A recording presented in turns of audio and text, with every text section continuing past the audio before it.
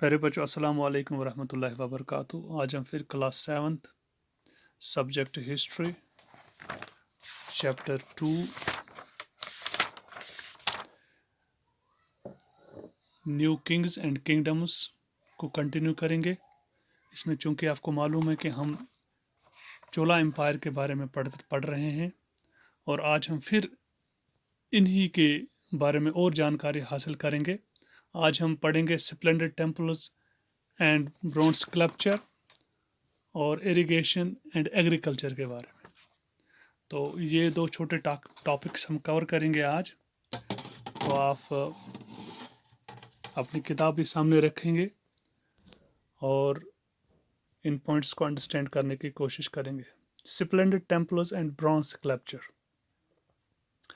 The big temples of Thanjavur and Ganga Konda Cholapuram built by Raja and Rajendra are architectural and sculptural marvels. पिछले class में भी हमने बात की थी, जो एक बहुत बड़ी अचीवमेंट थी इनकी, वो जो बड़े बड़े टेम्पल्स बनाते थे। इनकी एक मिसाल है तांजवर में, जो इन्होंने गंगा चोलापुरम और तांजवर का जो टेम्पल बनाया है, जो राजा और राजेंद्र ने बनाई है, और इनको आर्किटेक्चर और स्कल्पचर मार्वल्स माने जाते हैं।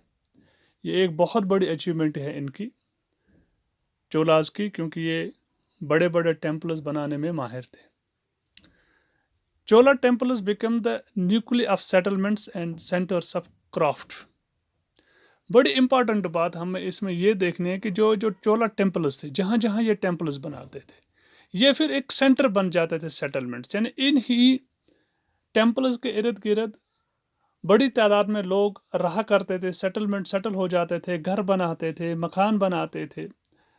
और दूसरी बात ये क्या बन गए, सेंटर्स ऑफ क्राफ्ट, यानी कारीगरों के बड़े बड़े सेंटर्स यही टेम्पल्स बन गए।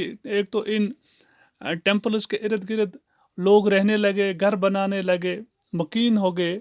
और दूसरी बात, इन्हीं टेम्पल्स के इर्द गिर्द लोगों ने अपने अपने क्राफ्ट्स सीखे, अपने अपनी कारीगरी सीखी और वही काम करते रहे। तो इस तरह से जो टेम्पल्स थे, ये एक बहुत ही छोटे छोटे कस्बे या बड़े बड़े शहरों में धीरे धीरे तब्दील होने लगे। Among the crafts associated with the temples, the making of bronze images was the most distinctive. अब चूंकि बहुत सारे क्राफ्ट्स, बहुत सारे हाथ के बनाई हुई चीज़ें ये बनाते थे, यानी बहुत सारे कारीगरी के काम करते थे, लेकिन इनमें जो इम्पोर्टेंट जो कारीगरी थी, जो इनमें इम्पोर्टेंट जो क्राफ्ट था इनका, वो था ब्रॉन्ज इमेजेस। ये ब्रॉन्ज के शक्लें बनाते थे, गॉड्स बनाते थे, या और बहुत सारे औजार ब्रॉन्ज के बनाते थे। Chola bronze images were considered amongst the finest in the world. यानी चोला जो ब्रॉन्ज के इमेजेस बनाते, वो दुनिया में फाइनेस्ट जो ब्रॉन्ज इमेजेस हैं पूरी दुनिया में, उनमें शुमार किया जाता था।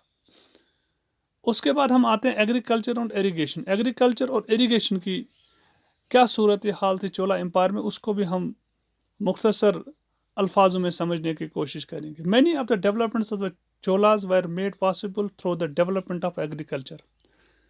चूँकि हमें मालूम है कि राष्ट्रकूटाज, पांड्याज और चमनाज के अलावा ये जो चोलाज थे, इनमें एक डिफरेंस ये थी कि चोलाज एम्पायर जो था, वो इन सब में से ज़्यादा एडवांस थे। वो एडवांस इस वजह से थी, इनकी जो डेवलपमेंट हुई, वो डेवलपमेंट सिर्फ इस वजह से हुई कि इन्होंने एग्रीकल्चर में बहुत सारी न्यू टेक्निक्स, न्यू डेवलपमेंट्स की।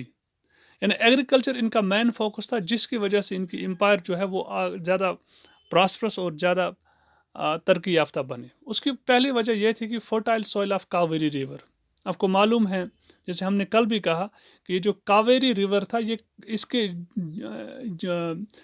जो बहते हुए फिर बे ऑफ बंगाल में जाता है, इसके साथ बहुत सारी ट्रिब्यूटरीज मिलती हैं, और ये बहुत सारा सिल्ट वगैरह लाता। जब ये ओवरफ्लो हो जाता था, तो ये साइड में अपने आप को बहुत सारा फर्टाइल सिल्ट वगैरह डिपॉजिट करता है। तो इस तरह से जो कावेरी का डेल्टा या कावेरी का जो कावेरी के ट्रिब्यूटरीज का रिवर के जो इलाके हैं, ये बहुत जरखेज़ हैं।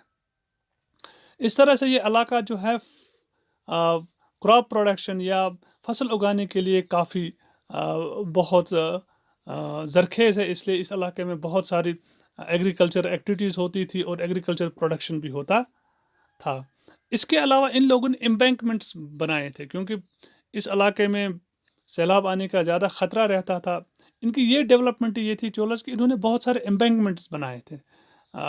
यानी दरियाओं के जो किनारे इनके साथ साथ दीवारें बनाई थी, या कुछ इस तरीके के इस तरीके के उन्होंने इकदाम उठाए थे ताकि जो पानी जो है वो फसलों में ना चला जाए। तीसरी बात इनकी जो huge tanks were constructed to collect rain water. अब जिन इलाकों में पानी की शॉर्टेज हुआ करती थी, उन इलाकों में उन्होंने क्या काम किया था, इन्होंने उन इलाकों में टैंक्स बनाए थे ताकि ये जो हैं रेन वाटर को जमा करें उन टैंक्स में, फिर ज़रूरत के वक्त पर खेतों को पहुंचाया जाए। चौथी बात इनकी जो एग्रीकल्चरल जो इनकी एक इम्पॉर्टेंट डेवलपमेंट, उन्होंने वेल्स डग किए थे, वेल्स खोदे थे ताकि पानी को निकाला जाए और खेतों को सैराब किया जाए। तो ये थी कुछ चीज़ें जो हमने चोलाज के बारे में आज डिस्कस की, जैसे Splendor temples and bronze sculpture. Bronze के बारे में हमने पढ़ा, इनकी जो टेम्पल्स हुआ करते, बड़े बड़े टेम्पल्स हुआ करते थे, और इनको आर्किटेक्चरल स्क्रिप्चरल मार्वल्स भी कहा जाता है। टेम्पल जो थे वो न्यूक्लियस बने थे सेटलमेंट्स और क्राफ्ट्स के। उसके अलावा ब्रॉन्ज मेकिंग इमेजेस इनका दुनिया में माना जाता था, ये इनकी जो इमेजेस बनाने का आर्ट था। उसके बाद एग्रीकल्चर में इन्होंने बहुत सारे डेवलपमेंट्स की, फर्टाइल चूँकि लैंड ऑलरेडी थी कावेरा रिवर की वजह से एम्बैंकमेंट्स इन्होंने बनाए, ह्यूज टैंक्स कंस्ट्रक्ट, बड़े बड़े टैंक्स बनाए, और साथ साथ इन्होंने वेल्स या कुएं भी खोदने शुरू किए थे अपने इलाकों में, जिस इसकी वजह से इनकी एग्रीकल्चर प्रोडक्शन काफ़ी ज़्यादा बढ़ी, और इनके एग्रीकल्चरल प्रोडक्शन की वजह से इनकी जो एम्पायर है, इनकी जो एडमिनिस्ट्रेशन है, इनका जो इलाका है, इसने काफ़ी तरक्की की।